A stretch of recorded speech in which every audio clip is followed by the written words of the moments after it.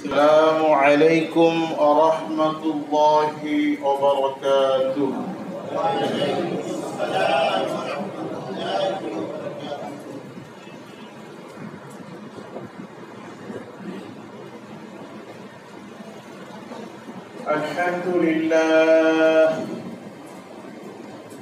الحمد لله نحمده ونستعينه ونستغفره ونعوذ بالله من شرور أنفسنا ومن سيئات أعمالنا من يهده الله فلا مضل له ومن يضلله فلا هادي له ونشهد أن لا إله إلا الله وحده لا شريك له ونشهد أن سيدنا وسندنا وحبيبنا وطبيب قلوبنا ومولانا محمدا عبده ورسوله أرسله بالحق بشيرا ونذيرا وداعيا إلى الله بإذنه وسراجا منيرا. أعوذ بالله من الشيطان الرجيم. بسم الله الرحمن الرحيم. وعباد الرحمن الذين يمشون على الأرض هونا وإذا خاطبهم الجاهلون قالوا سلاما والذين يبيتون لربهم سجدا وقياما.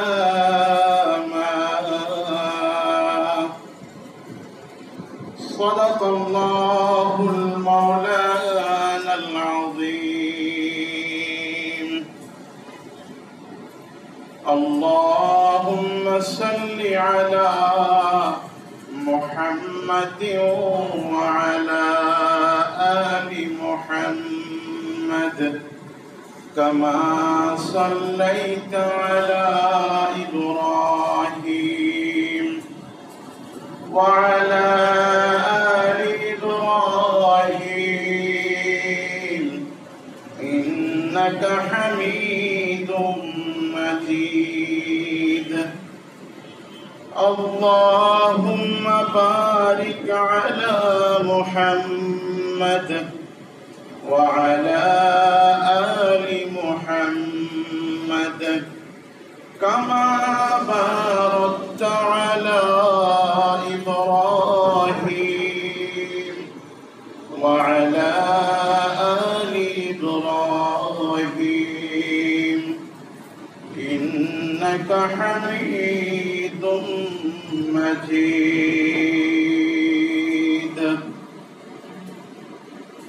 আলহামদুলিল্লাহ।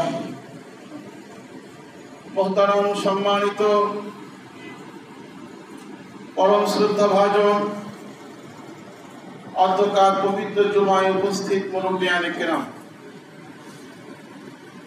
আমার প্রিয় মুসলমান ইমানদার ভাইরা, সর্বপ্রথম সেই মহান আল্লাহ তাআলার দরবারে অসংখ্য শুকরিয়া এবং কৃতজ্ঞতা জানাচ্ছি যিনি আমাদেরকে মুসলমান বানিয়েছেন, ইমানদার বানিয়েছেন, হায়াতে বাঁচিয়ে রেখে সুস্থতার সাথে আজকের এই পবিত্র জুমায় হাজির হয়ে কোরআন ও হাদিসের কিছু আলোচনায় শরীক হওয়ার তৌফিক দান করেছেন। আমরা সকলে একটু সেই মহান মালিকের দরবারে শুকরিয়া দান করি, আলহামদুলিল্লাহ। সম্মানিত মুসলমান ইমানদার ভাইরা, আমরা মুমিন মুসলমান। আল্লাহ তাআলা আমাদেরকে ঈমানের মতো দৌলত দান করেছেন। মুসলমান হিসেবে জীবন যাপন করার, মুসলমান হিসেবে পরিচয় দেওয়ার তৌফিক, সৌভাগ্য আল্লাহ তাআলা আমাদেরকে নসিব করেছেন। এই জন্য সেই মহান মালিকের কাছে আমরা অত্যন্ত কৃতজ্ঞ। মুমিন মুসলমানদের জন্য আল্লাহ তাআলা দুনিয়া আখিরাতের সকল সফলতা এবং কামিয়াবি রেখেছেন। যারা মুমিন হবে, যারা মুসলমান হবে, তারা দুনিয়াতেও সফল হবে, আখিরাতেও চিরস্থায়ী জীবনে সফল হবে। দুনিয়াতেও কামিয়াব হবে আর পরকালের চিরস্থায়ী জীবনেও তারা কামিয়াব হবে। এটা হচ্ছে চিরন্তন সত্য। কিন্তু শর্ত আছে একটা। শর্তটা হলো, নামে মাত্র মুসলমান, নাম কা ওয়াস্তে মুমিন, যেন তেন মুমিন, যেন তেন মুসলমান হলে চলবে না। দুনিয়া আখিরাতের সফলতা এবং কামিয়াবি পাওয়ার জন্য, দুনিয়া এবং আখিরাতের কামিয়াবি সফলতা লাভ করার জন্য আমাদেরকে খাঁটি মুমিন হতে হবে, খাঁটি মুসলমান হতে হবে, আল্লাহ সুবহানাহু ওয়া তাআলার খাঁটি বান্দা হতে হবে আমাদের। তাহলেই নিঃসন্দেহে আল্লাহ তাআলা আমাদেরকে দুনিয়াতেও সফলতা দান করবেন, আখিরাতেও চিরস্থায়ী জীবনে সফল এবং কামিয়াব আল্লাহ তাআলা দান করবেন, দিবেন। মোহতারাম সম্মানিত ইমানদার মুসলমান ভাইরা আমার, আমরা কিভাবে খাঁটি মুসলমান হতে পারবো, কিভাবে খাঁটি মুমিন হতে পারবো, আল্লাহ তাআলার বিশেষ বান্দা আমরা কিভাবে হতে পারবো, এই প্রসঙ্গে আল্লাহ সুবহানাহু ওয়া তাআলা পবিত্র কোরআন কারীমের সূরা ফুরকানের মধ্যে 63 নম্বর আয়াত থেকে 74 নম্বর আয়াত পর্যন্ত 13টি আয়াতের মধ্যে খাঁটি মুমিনের, খাঁটি মুসলমানের, আল্লাহ তাআলার খাঁটি বান্দাদের 10টি গুণের কথা, 10টি পরিচয় দিয়েছেন। এই 10টি পরিচয়, 10টি গুণ, এছাড়াও আরো গুণ আছে। এই 10টি গুণ হচ্ছে বিশেষ। যদি আমরা এই 10টি গুণ অর্জন করতে পারি, 10টি সিফত হাসিল করতে পারি, তাহলে ইনশাআল্লাহ আমরা আল্লাহ তাআলার খাঁটি বান্দা হতে পারবো, খাঁটি মুমিন মুসলমান হতে পারবো। আমরা আজকে সেই 10টি গুণ সম্পর্কে আলোচনা করব, যাতে আমি এবং আপনারা সকলে এই 10টি গুণ অর্জন করে আল্লাহ তাআলার বিশেষ বান্দা, খাঁটি মুমিন, খাঁটি মুসলমান হওয়ার সৌভাগ্য অর্জন করতে পারি। সেজন্য চেষ্টা করব ইনশাআল্লাহ। আল্লাহ তাআলা আমাদের সকলকে বোঝার এবং আমল করার তৌফিক দান করেন, বলি আমিন। দেখুন, যত আলোচনা হয়, ওয়াজ নসিহত হয়, বয়ান হয়, এখানে অনেকের বা বেশিরভাগ মানুষের উদ্দেশ্য থাকে নিজের ইসলাহের উদ্দেশ্য থাকে না, অন্যের ইসলাহের উদ্দেশ্য থাকে। মনে করে আমি তো ভালোই আছি, আমি তো পাক্কা মুসলমান, খাঁটি মুসলমান আগের থেকে আছি, অন্যদের জন্য বয়ান। আমি নিজেও যদি এরকম মনে করি যে আমি তো মাশাআল্লাহ খতিব, আলেম, মুফতি, আমার তো সব ঠিক আছে, বয়ান করছি অন্যের জন্য, তাহলে ফায়দা আমারও হবে না, শ্রোতাদেরও তেমন একটা হবে না। এই জন্য সকলের এই নিয়ত করতে হবে এই কথাগুলো আমার জন্য। সকলে যদি আমরা এটা চিন্তা করি কথাগুলো আমার জন্য, আমার ইসলাহের প্রয়োজন। আমি আপনাদের খেদমতে একটা কথা আরজ করতে চাই, একটু খেয়াল করবেন। পৃথিবীর সবচেয়ে কঠিন কাজ কোনটা আর সবচেয়ে সহজ কাজ কোনটা? যদি আপনাদের কাছে প্রশ্ন করি তাহলে হয়তো অনেক রকম উত্তর দিবেন। আমি একটা কিতাবের মধ্যে পেয়েছি, সেই কিতাবের আলোকে বলছি, খেয়াল করে শুনবেন। দুনিয়ার সবচাইতে সহজ কাজ হলো অন্যের ভুল ধরা। আর একজনের ভুল ধরা সবচাইতে সহজ কাজ। এই কাজটা সবাই করতে পারে, একেবারে সমাজের নিম্ন স্তর থেকে শুরু করে একেবারে হাই লেভেল পর্যন্ত। অশিক্ষিত শিক্ষিত সবার মধ্যে এই যোগ্যতাটা আছে, সে অন্যের ভুল ধরতে পারে। অন্যের ভুল ধরাটা খুব সহজ। আমাদের মধ্যে এই ভুল আছে, এই ভুল আছে, সে এই করে সেই করে, তার চলন বাঁকা, তার কথা বাঁকা। এই ভুল ধরাটা সবচেয়ে দুনিয়ার সহজ কাজ। আর সবচেয়ে কঠিন কাজ কোনটা? সবচেয়ে কঠিন কাজ কোনটা জানেন? নিজের ভুল ধরা, নিজের ইসলাহ, নিজের সংশোধন। আমার মধ্যে যে হাজারো ভুল আছে এটা আমার চোখে পড়ে না। অধিকাংশ মানুষের অবস্থা এরকম। আমার মধ্যে হাজারো ভুল ত্রুটি আছে, এটা আমার চোখে পড়ে না, চোখে পড়েই না, এটা খুব ক্ষুদ্র মনে হয়। আর অন্যের মধ্যে সামান্য ভুল আছে, এটা আমার কাছে অনেক বড় মনে হয়। এই জন্য ওই বইয়ের মধ্যে দেখলাম দুনিয়ার সবচেয়ে সহজ কাজ হলো অন্যের ভুল ধরা, আর সবচেয়ে কঠিন কাজ হলো নিজের ভুল ধরা, নিজের ইসলাহ সংশোধন করা। আমরা সকলে যদি নিজেকে ইসলাহ করি, নিজের ভুল দেখি, তাই শরীয়তে বলা হয়েছে, এক হাদিসের আলোকে বলছি, অন্যের দোষ দেখো নিজের গুণ, অন্যের গুণ দেখো নিজের দোষ দেখো। অপরের মধ্যে কি গুণগুলো আছে, কি ভালো ভালো বৈশিষ্ট্যগুলো আছে, এগুলো দেখো। আর আমার মধ্যে কি কি দোষগুলো আছে, এগুলো দেখো। তুমি যদি অন্যের ভুল ধরতে চাও আর এটা অভ্যস্ত হয়ে যাও, তাহলে মানুষের সঙ্গে মিলে থাকতে পারবে না, সমাজে বিশৃঙ্খলা সৃষ্টি হবে।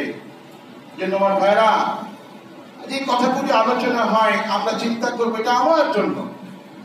আর একজনে কি করছে না করছে সেটা হলো পরের বিষয়। আগে আমি আমার নিজের ইসলাহ করে নিই, নিজের সংশোধন। সেজন্যই কোরআনুল কারীমের সূরা আলার মধ্যে একটি আয়াত আছে, কাদ আফলাহা মান তাযাক্কা। ওই ব্যক্তি সফলকাম যে নিজেকে পরিশুদ্ধ করতে পেরেছে, আত্মশুদ্ধি লাভ করতে পেরেছে, নিজেকে সংশোধন করতে পেরেছে। আর মানুষ যখন নিজের সংশোধন করতে পারবে, তখন অন্যের সংশোধন অটোমেটিকলি হয়ে যাবে। আমার মধ্যে হাজারো ভুল আছে, আমি যদি অন্যের ইসলাহ করতে চাই, তাহলে মানুষের মানবে না। তুমি তো এই ভুল করো, এই ভুল করো, এই ভুল করো, তোমার মধ্যে তো এই ভুল আছে, তুমি আর একজনকে বলো। সুতরাং আমি এই প্রসঙ্গে একটা ছোট্ট ঘটনা বলি আপনাদেরকে। আমি এক জায়গায় গেছিলাম ওয়াজ করতে, ওয়াজের মাহফিলে আমরা দাওয়াত দিয়েছিল। তো ওই বসে কথা বলতে বলতে ওই চা খাচ্ছিলাম, তখন ওই ইন্তেজামিয়া কমিটির মধ্যেই বোধহয় একজন, উনি বলতেছেন, হুজুর, কথা প্রসঙ্গে বলতেছেন, হুজুর, আমার বাবা বয়স হয়ে গেছে, এখনো বিড়ি খায়। তো আজকে বয়ানের মধ্যে, আজকে ওয়াজের মধ্যে খালি বিড়ি সম্পর্কে বয়ান করবেন। তাই বললাম কি আপনারা নামাজ পড়ে? হ্যাঁ, নামাজ পড়ে, নামাজে কোনো ভুল ত্রুটি করে না, নামাজ তাই মতো নামাজ চলে যায়, আযান থেকে মসজিদে চলে যায়। এই দিক থেকে উনি খুব মজবুত, কিন্তু বিড়ি খায়, খুব বিরক্ত লাগে।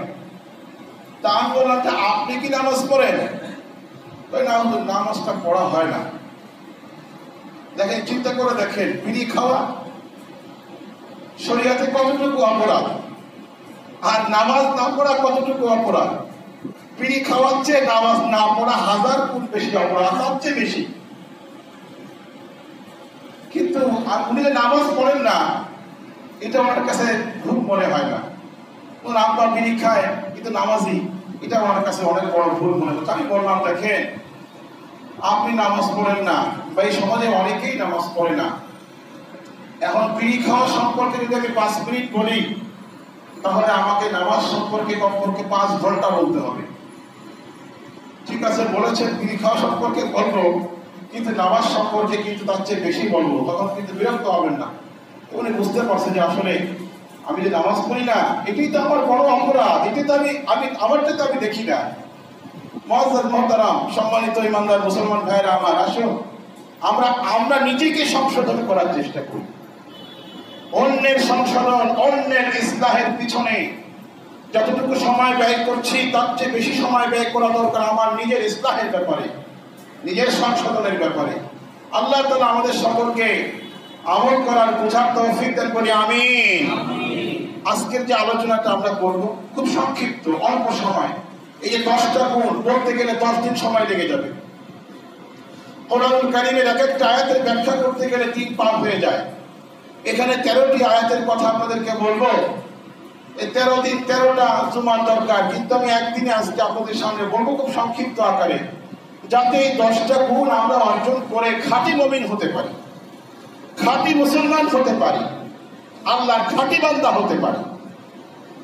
এই নামটা ওয়াস্তে মুসলমান, যেন তেন মুমিন মুসলমান, এটার দ্বারা দুনিয়াতে সফলতা আসবে না, আখিরাতে সফলতা তো আসবেই না।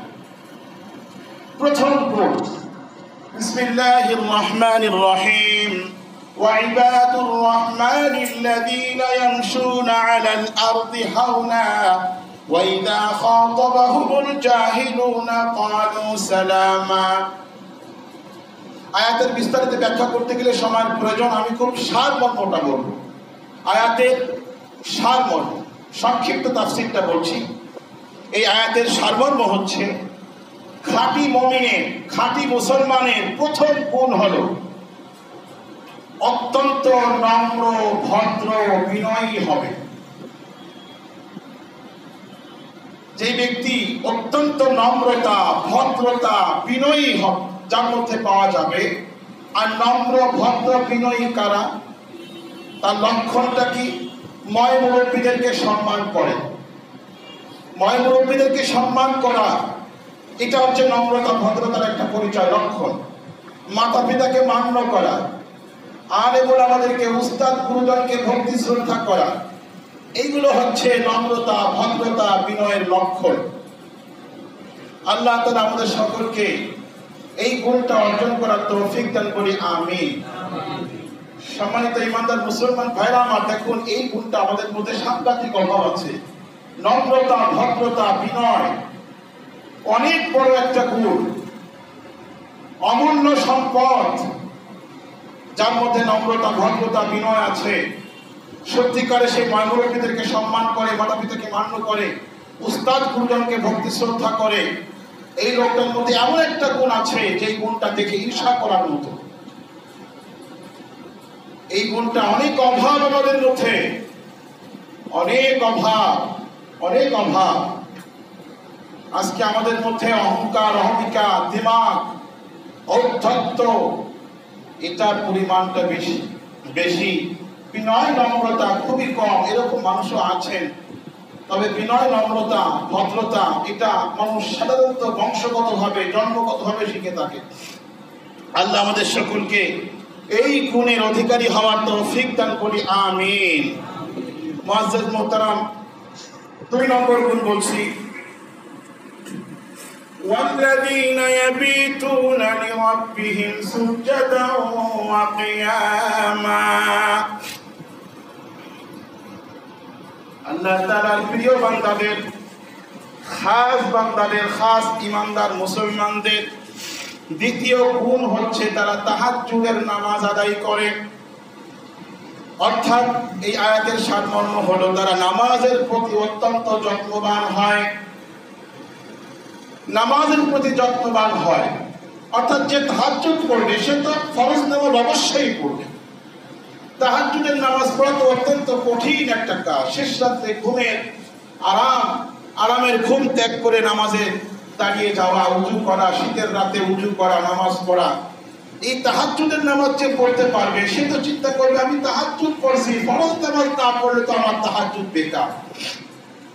অতএব যে ব্যক্তি তাহাজ্জুদ নামাজের প্রতি যত্নবান হবে সে নামাজের প্রতি আর বেশি যত্নবান হবে। তাহলে বোঝা গেল, আমরা পেলাম যে ঈমানদার মুসলমান, খাঁটি মুমিন, খাঁটি মুসলমানের দ্বিতীয় গুণ হচ্ছে তারা নামাজের প্রতি অত্যন্ত যত্নবান হবে এবং নিয়মিত তাহাজ্জুদের সালাত আদায় করবে, নামাজ আদায় করবে।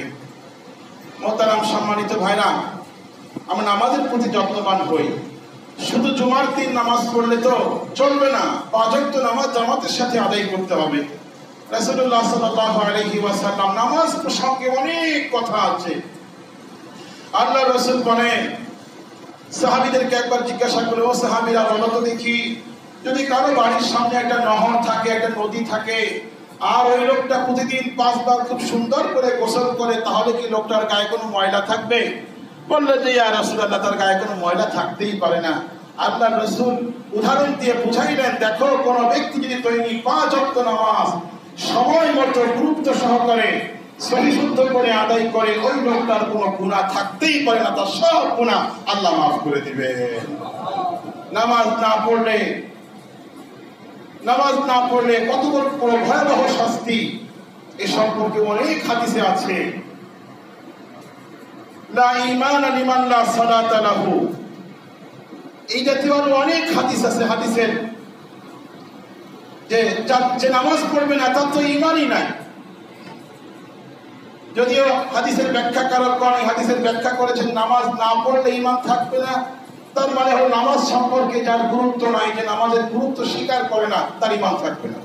নামাজ না পড়লে গুনাহগার হবে কিন্তু ঈমান যাবে না, কিন্তু নামাজের গুরুত্ব যে আছে এটাকে অস্বীকার করে তার ঈমানই থাকবে না। কত বড় গুরুত্বপূর্ণ! আল্লাহ আমাদের সকলকে গুরুত্ব সহকারে নামাজ, ফরজ নামাজগুলো, সেই সাথে তাহাজ্জুদের নামাজ নিয়মিত আদায় করার তৌফিক দান করেন। আমরা একটু বলি আমিন। 3 নম্বর গুণটা কি? 3 নম্বর গুণ হচ্ছে ওয়াল্লাযীনা ইয়াকুলুনা রাব্বানা আসরিফ আন্না আযাবা জাহান্নাম ইন্না আযাবাহা কানা গরামা।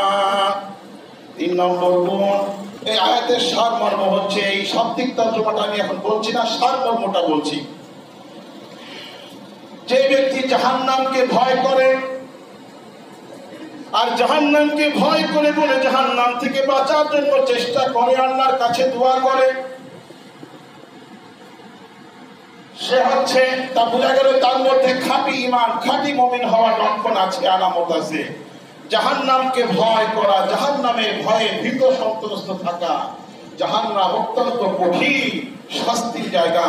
আমার ভাইরা, আসুন আমরা জাহান্নাম থেকে আল্লাহর কাছে বাঁচার জন্য আল্লাহর কাছে প্রার্থনা করি, দোয়া করি, চেষ্টা করি। আল্লাহ আমাদের সকলকে জাহান্নাম থেকে রক্ষা করেন। সবাই এখন আমিন। জাহান্নাম থেকে আমরা কিভাবে বাঁচতে পারবো? আল্লাহ পাকের হুকুম তো পালন করতেই হবে, সেই সাথে জাহান্নাম থেকে বাঁচার জন্য, রক্ষা পাওয়ার জন্য হাদিসের মধ্যে বিভিন্ন আমলের কথা আছে। এক হাদিসের মধ্যে আছে, কোন ব্যক্তি যদি ফজরের পরে 7 বার এবং মাগরিবের পরে 7 বার এই দোয়াটা পাঠ করে, আর ওই দিন বা ওই রাতে তার ইন্তেকাল হয়ে যায়, তাহলে আল্লাহ তাআলা তাকে জাহান্নাম থেকে মুক্তি দিবেন। সে ডাইরেক্ট জাহান্নাম থেকে মুক্তি পেলেই তো সরাসরি সে জান্নাত পেয়ে যাবে। দোয়াটা আমি আপনাদের কাছে বলছি, খেয়াল করে শুনবেন, আমল করার চেষ্টা করবেন। যদি আমল করেন তাহলে বলি, আমল না করলে বললে কি লাভ হবে? মনে মনে চিন্তা করে যে ইনশাআল্লাহ আজকে থেকে আমল করবেন তো ইনশাআল্লাহ। কি বলেন? দোয়াটি খুব সহজ, অনেকেই জানেন, আমি স্মরণ করিয়ে দিচ্ছি। আল্লাহুম্মা আজিরনি মিনান নার। কত সহজ দোয়াটা, বলেন আল্লাহুম্মা আজিরনি মিনান নার। এই দোয়াটা ফজরের পরে 7 বার যদি আপনি পড়েন, বা কোনো বান্দা যদি পড়ে, মুমিন বান্দা, আর ওই দিন তার ইন্তেকাল হয়, তাহলে ওই ব্যক্তি জাহান্নাম থেকে মুক্তি পেয়ে যাবে, জান্নাত পেয়ে যাবে। মাগরিবের পরে পড়লে ওই রাতে তার ইন্তেকাল হলে আল্লাহ পাক তাকে জাহান্নাম থেকে মুক্তি দিয়ে জান্নাত সে লাভ করতে পারবে। আল্লাহ তাআলা আমাদের সকলকে আমল করার তৌফিক দিন। মুহতারাম হাজিরিন, 4 নম্বর গুণটা বলছি,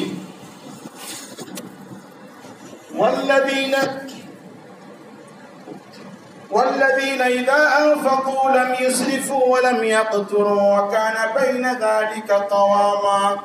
খাঁটি মুমিন, খাঁটি মুসলমানের, আল্লাহ পাকের বিশেষ বান্দাদের 4 নম্বর গুণ হলো তারা মিতব্যয়ী হবে, ব্যয়ের ক্ষেত্রে অত্যন্ত সতর্ক হবে, মধ্যম পন্থা অবলম্বন করবে। অর্থাৎ একটি ব্যাখ্যার প্রয়োজন, মধ্যম পন্থা অবলম্বন করবে আয়ের ক্ষেত্রে এবং ব্যয়ের ক্ষেত্রে। বিস্তারিত আলোচনা আছে প্রসঙ্গে তাফসীরের মধ্যে। সে আয় করার ক্ষেত্রেও সে অত্যন্ত সতর্ক থাকবে, ব্যয় করার ক্ষেত্রে অত্যন্ত সতর্ক থাকবে। অর্থাৎ আমি ইচ্ছা মতো আয় করলাম, ইচ্ছা মতো ব্যয় করলাম, এটা নয়। আল্লাহ তাআলা আমাকে আয়ের ক্ষেত্রেও আল্লাহ তাআলা আমাকে সীমাবদ্ধতা দিয়েছেন, বিধিবিধান দিয়েছেন। কিভাবে আয় করা যাবে, কিভাবে ব্যয় করা যাবে, আল্লাহ রাব্বুল আলামিন এবং আল্লাহর রাসূল সেই বিধিবিধান দিয়েছেন। অবৈধ পথে আয় করা যাবে না, উপার্জন করা যাবে না। অবৈধ অনেক পথ আছে, আমরা সকলে জানি, তারপরে স্মরণ করিয়ে দেওয়া। যেমন ধরুন, ধোঁকাবাজি করে আয় করা, বাটপারি করে আয় করা, সুদের মাধ্যমে আয় করা, ঘুষের মাধ্যমে আয় করা, মানুষকে ঠকিয়ে আয় করা, বিভিন্ন ভাবে আয় উপার্জন করা, এগুলো অবৈধ আয়। অতএব এই সকল অবৈধ আয় থেকে আমাদেরকে বিরত থাকতে হবে। আর ব্যয়ের ক্ষেত্রেও আমাদেরকে হালাল পথে ব্যয় করতে হবে। আমার টাকা আমি যেমন খুশি তেমন ব্যয় করবো তা নয়। ব্যয়ের ক্ষেত্রেও খাত আছে। আমি হারাম পথে আমার টাকা, যদিও আমার টাকা, যদিও হালাল টাকা, কিন্তু আমি আমার ইচ্ছা মতো ব্যয় করতে পারবো না। আল্লাহ পাকের বিধান মতো, নবীর সুন্নাত মতো আমাকে ব্যয় করতে, হারাম জায়গায় আমার টাকা ব্যয় করা যাবে না। আর ব্যয়ের ক্ষেত্রে মধ্যম পন্থা অবলম্বন করতে হবে, মানে খুব কৃপণতাও করা যাবে না। যেখানে ব্যয় করার দরকার জায়েজ, জায়েজ ব্যয়, না জায়েজ ব্যয় তো করাই যাবে না। জায়েজ ব্যয় যেখানে আছে, করার প্রয়োজন, সেখানে কৃপণতা করা যাবে না। আবার অপচয় করা যাবে না। এ প্রসঙ্গের সঙ্গে ব্যাখ্যা দিতে গেলে অনেক সময় প্রয়োজন। আমরা সূরা বনী ইসরাঈলের মধ্যে আসছে, যে ব্যক্তি ফুজুল খরচ করে, অপচয় করে, সে শয়তানের ভাই। ইন্নাল মুবাযযিরিনা কানু ইখওয়ানাশ শায়াতিন। যে ব্যক্তি অপচয় করবে সে শয়তানের ভাই। আর ভাই যেখানে থাকবে আর এক ভাই সেখানেই যাবে। ভাই থাকবে কোথায়? শয়তান কোথায় থাকবে? জাহান্নামে থাকবে। আর শয়তানের ভাই যে হবে তার ঠিকানাও জাহান্নাম হবে। অতএব অপচয় করা যাবে না, আবার কৃপণতাও করা যাবে না। এটা হচ্ছে খাঁটি মুমিনদের 4 নম্বর লক্ষণ। আর 5 নম্বর গুণ হচ্ছে ওয়াল্লাযীনা লা ইয়াদউনা মা'আল্লাহি ইলাহান আখার। 5 নম্বর গুণ হলো খাঁটি মুমিন, খাঁটি মুসলমান কখনো শিরিক করবে না, আল্লাহর সঙ্গে কাউকে শরীক করবে না। শিরিক মুক্ত জীবন যাপন করতে হবে। এক আয়াতের মধ্যে আছে, ইন্নাল্লাহা লা ইয়াগফিরু আন ইউশরাকা বিহি ওয়া ইয়াগফিরু মা দুনা যালিকা লিমান ইয়াশা। আল্লাহ তাআলা শুধুমাত্র শিরিকের গুনাহ মাফ করবেন না, আর সমস্ত গুনাহ আল্লাহ পাক ইচ্ছা করলে মাফ করতে পারেন, ইচ্ছা করলে মাফ করতে পারেন। কিন্তু শিরিক করা অবস্থায় যে ব্যক্তি মৃত্যুবরণ করবে তাকে আল্লাহ তাআলা কখনো মাফ করবেন না। আল্লাহ তাআলা আমাদের সকলকে শিরিক মুক্ত জীবন যাপন করার তৌফিক দান করেন। আমরা সকলে বলি আমিন। আর 6 নম্বর গুণ হচ্ছে ওয়াল্লাযীনা ওয়ালা ইয়াকতুলুনা আন-নাফসা আল্লাতী হারামা আল্লাহু ইল্লা বিল হক ওয়ালা ইয়াকতুলুনা আন-নাফসা আল্লাতী হারামা আল্লাহু ইল্লা বিল হক। এর সংক্ষেপ হলো যে বান্দার হক, হুকুকুল ইবাদের ব্যাপারে অত্যন্ত সতর্ক। ওই মানুষের হক সে নষ্ট করবে না। বান্দার হক, মানুষের হক, এটা অত্যন্ত গুরুত্বপূর্ণ বিষয়। ভাই খেয়াল করবেন, আল্লাহর রাসূল একবার জিজ্ঞাসা করলেন, ও সাহাবীরা তোমরা বলতে পারো সবচেয়ে গরীব কে, সবচেয়ে দরিদ্র গরীব লোকটা কে, তোমরা বলতে পারো?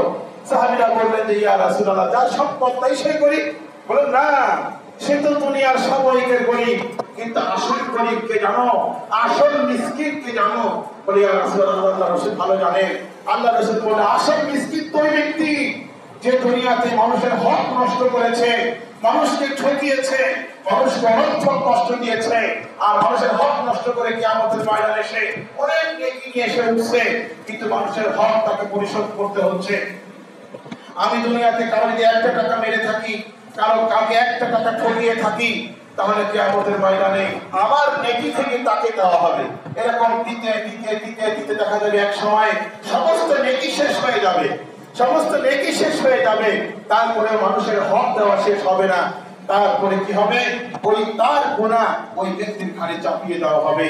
একটা লোক, আল্লাহর রাসূল বুঝাইলেন যে লোকটা কত নেকামল নিয়ে উঠলো, আর সে মানুষের হক নষ্ট করার কারণে সে কাউকে একদিন গালি দিয়েছিল, কাউকে সে একটা থাপ্পড় দিয়েছিল, বা কাউকে সে মনে আঘাত দিয়েছিল, সব কিছুর বিনিময়ে তাকে নিকিদাত দিতে হবে। এক সময় সে নিঃস্ব অসহায় হয়ে জাহান্নামে তাকে যেতে হবে। রাসূল বলেন সে হচ্ছে সবচেয়ে বড় দরিদ্র, সবচেয়ে বড় গরীব। আমার ভাইরা, আল্লাহ তাআলা আমাদের সকলকে এই মানুষের হক নষ্ট করা থেকে আল্লাহ তাআলা আমাদেরকে হেফাজত করে। আমিন। 3 নম্বর 7 নম্বর হচ্ছে ওয়ালা ইয়াসনুর, জিনা ব্যভিচার। এর বিস্তারিত ব্যাখ্যা হচ্ছে শুধু জিনা, ফিজিক্যাল জিনা একটা আছে, প্র্যাকটিক্যাল জিনা, নারী পুরুষ মিলিত হওয়া প্র্যাকটিক্যাল জিনা। কিন্তু শুধু এটাই জিনা নয়, চোখের জিনা আছে, কানের জিনা আছে, হাতের জিনা, পায়ের জিনা, মনের জিনা আছে। অর্থাৎ জিনা, ব্যভিচার, অশ্লীলতা, বেহায়াপনা, অসামাজিক কর্মকাণ্ড, এই সব কিছু থেকে আল্লাহর খাস বান্দারা বিরত থাকবে। এটা হচ্ছে আল্লাহর খাস বান্দাদের, খাঁটি মুমিনের 7 নম্বর পরিচয়। যেখানে অশ্লীলতা আছে, বেহায়াপনা আছে, আমরা সেখানে নাই। আল্লাহ পাক আমাদেরকে আমল করার তৌফিক দান সবাই জানা আমিন। এরপরে আসেন আমার ভাইরা, এই জিনা প্রসঙ্গে ছোট্ট একটা কথা আপনাদেরকে বলি। এক হাদিসের মধ্যে আছে কাল কিয়ামতের ময়দানে আল্লাহ রাব্বুল আলামিন 7 কিসিমের লোককে আরশে আজিমের নিচে স্থান দিবেন। সেই কঠিন বিপদের দিনে, কঠিন মুসিবতের দিনে, যেদিন আল্লাহ পাকের আরশের ছায়া ব্যতীত আর কোনো ছায়া থাকবে না। মানুষ সূর্যের প্রচন্ড তাপের কারণে মানুষের মাথা মগজ টকবক করে বলতে থাকবে। সেই কঠিন মুসিবতের দিনে, বিপদের দিনে কিছু মানুষকে আল্লাহ তাআলা আরশের নিচে সুশীতল ছায়ার মধ্যে স্থান দান করবেন। সেই 7 কিসিমের লোকের মধ্যে এক কিসিমের লোক হচ্ছে তারা যাকে দুনিয়ার কোন সুন্দরী, রূপসী, বংশীয়া কোন নারী জিনার জন্য আহ্বান করেছে, তার সঙ্গে একটু ভাব করার জন্য, একটু প্রেম করার জন্য তাকে আহ্বান করছে, আর সে বলে দিয়েছে ইন্নী আখাফুল্লাহ, আমি আল্লাহকে ভয় করি, আল্লাহর ভয়ে আমি তোমার সঙ্গে কোনো সম্পর্ক করতে পারবো না। যেন আসুন আমরা এই অশ্লীলতা, জিনা, ব্যভিচার, সব রকমের বেহায়াপনা থেকে বিরত থাকি। রাজি আছেন না ইনশাআল্লাহ? কি বলেন? ছোট্ট একটা ঘটনা বলি আপনাদেরকে, ভারতবর্ষের ঘটনা। থানভী রহমাতুল্লাহ আলাইহির কিতাবের মধ্যে লিখেছেন, মাদ্রাসার এক ছাত্র, তাকবীর জামাতের অর্থাৎ দাওরায়ে হাদিস মাস্টার্সের এক ছাত্র। তো আগের যুগে তো ওই লজিক থেকে মানুষের পড়তো। আমরাও ছোটবেলায় বাংলাদেশের মাদ্রাসায় যখন পড়তাম, অনেক দূরে 4 মাইল 5 মাইল দূরে লজিক থেকে আমরা পড়তাম, ছাত্ররা পড়তো। তো কি করতো, সকালবেলায় মাদ্রাসায় যাইতো, কিছু নাস্তা পানি খেয়ে আবার বিকালে যখন মাদ্রাসা ছুটি হতো আবার সেই এলাকায় গিয়া থাকতো, ওখানে এলাকার মসজিদের মধ্যে থাকতো সবাই। এইভাবে এক ছাত্র সে মাদ্রাসায় পড়ে, সকালবেলায় যায়, আবার বিকেলবেলা বাড়িতে লজিক মাস্টারের বাড়িতে যায়। এইভাবে এক জমিদারের বাড়ির সামনে দিয়ে সে প্রতিদিন যাওয়া আসা করে, তার রাস্তাটা ওখান দিয়া। অথবা একজন বড় সওদাগর, ব্যবসায়ী, তার বাড়ির সামনে দিয়ে, খুব ফিটফাট বাড়ি, তার সামনে দিয়ে যায়। এখন এই সওদাগর, বড় ধনী মানুষ, তার স্ত্রী প্রতিদিন ওই ছেলেটাকে দেখে। ছেলেটা খুব সুন্দর, সুন্দর চেহারা, তার ফুটফুটে চেহারা, তাকে দেখে খুব মনোযোগ দিয়ে ফলো করে। কিন্তু সওদাগর বেশিরভাগ সময় বিভিন্ন জায়গায় দূরে দূরে থাকে, সফরে থাকে। একদিন এই মহিলা সওদাগরের স্ত্রী সুযোগ মতো ছেলেটাকে ডাকছে, হুজুর একটু আসে, একটা মাসলা জিজ্ঞেস করবো, একটা ধর্মীয় বিষয় জিজ্ঞেস করবো। তো ঘরের ভিতরে নিয়ে বাস একেবারে খাস কামরায় নিয়ে গেছে, নিয়ে সব দরজাগুলো বন্ধ করে দিছে। এমন বলতেছে, দেখে আমি আপনার প্রতি অত্যন্ত আসক্ত হয়ে গেছি, আপনাকে ডেলি আমি দেখি। আমার স্বামী বেশিরভাগ দেশের বাইরে থাকে, এখন আপনাকে আমি খাস কামরায় কেন ডাকছি আপনি কি বুঝছেন? কয় না, বুঝি নাই। কেন ডাক্তার? তো ডাকছেন মাসলা জিজ্ঞেস করার জন্য। কি মাসলা বলেন? কয় মাসলা তো কিছু না, আমার সঙ্গে তোমার মেলামেশা করতে হবে, অবৈধ কাজ করতে হবে। তখন লা হাওলা ওয়ালা কুওয়াতা ইল্লা বিল্লাহ, আমি এটা করতে পারবো না, এটা আল্লাহর জঘন্য নাফরমানি, আমি এটা করতে পারবো না। বলেন দেখেন মৌলভী সাহেব, যদি না করেন, এই যে আমি আপনার এখানে ডাকছি না, এখন চিৎকার দেব, লোকজন জড়ো হয়ে যাবে, সবাই গণপিটুনি, আপনি কিন্তু শেষ হয়ে যাবেন, মাদ্রাসার বদনাম হবে, আলেম সমাজের বদনাম হবে। কাজটা করেন, নিজের ইজ্জত বাঁচান, মাদ্রাসার সম্মান বাঁচান। এখন সে চিন্তা করলো, ঠিক, কিন্তু আমি চিল্লাইলে তো কেউ আমার কথা শুনবে না। লোকজন জমা হয়ে গেলে আমার কথা কেউ শুনবে না, ওই মহিলার কথাই সবাই বিশ্বাস করবে। আমি সবচেয়ে বলে খেয়াল করবেন, তখন সে কি করলো, আমি এখন বাঁচবো কিভাবে, এই কাজটা আমি করতে পারবো না, এত বড় অন্য কাজটা আমি করতে পারবো না, বাঁচতেও পারছি না, এখন কি করি আমি, সত্য ঘটনা। তারপরে সেই ছেলেটা করলে বললো কি, ঠিক আছে ব্যবসা, আপনার বাড়িতে পাশে কোনো টয়লেট আছে রুমের সঙ্গে? হ্যাঁ আছে, যাও এখানে।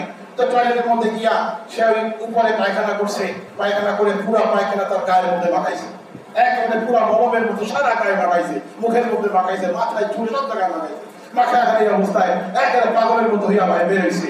এখন বলেন এই গায়ের মধ্যে পায়খানা মাখানো অবস্থায় দেখলে কারোর মধ্যে কি সেই জজবার থাকে? কি বলেন? তার মানে দুর্গন্ধ, বিচ্ছিরি দুর্গন্ধ। এখন এই মহিলাকে দরজা খুলে তো করতে বের হন, বের হন, বের হন এখান থেকে জলদি। এখন সে বের হয়ে, আল্লাহ তুমি আমার বাঁচাইছো আল্লাহ। তাড়াতাড়ি করে সেই পাশে একটু দূরে একটা পুকুর পাইছে, ওখানে লাফ দিয়ে নাইমা গাটা ধুইছে, সময় করে ক্লাস শুরু হয়ে গেছে।